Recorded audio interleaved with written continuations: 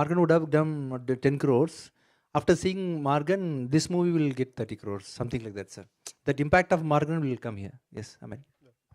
Add మీరు అడిగినది నేను కూడా అడుగుతున్నాను రెగ్యులర్గా. 365 days ఒక మంచి పని చేస్తారా? ఆయన చేస్తారు.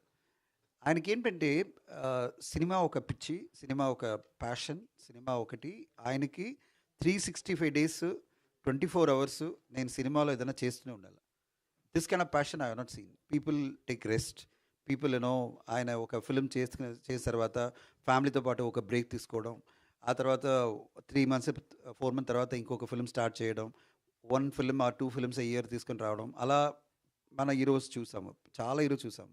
ఆయనకేంటంటే నేను ఏ రోజైనా సరే ఫిల్మ్లో ఏదైనా చేసుకుని ఉండాలా, ఏదైనా మ్యూజిక్ చేయాలా, లేదంటే నేను ఒక షూటింగ్లో ఉండాలా, లేదంటే నేను రైటింగ్లో ఉండాలి. ఆయన అంత 360 days చేసిన వల్ల ఫిల్మ్స్ మీరు చూసిన అలా ఫిల్మ్ రెగ్యులర్గా వస్తుంది. రెగ్యులర్ రాలేదు, ఇన్ ఏ ఇయర్ 3 films వస్తుంది.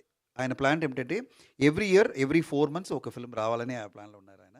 అండ్ ఎంత రెస్పాన్స్ వస్తుంది అనేది కంటెంట్ ఉంది కదా, అలా కంటెంట్ ఎలా వర్కౌట్ అవుతుందో అంత పెద్ద హిట్ ఆయనకి దొరుకుతుంది. ఇప్పుడు చూసారంటే ఇప్పుడు వచ్చిన ఫిలింలో ఇప్పుడు లాస్ట్ ఒక 2 yearsలో పెద్ద హిట్గా మార్గన్, తమిళ్లో కూడా పెద్ద హిట్.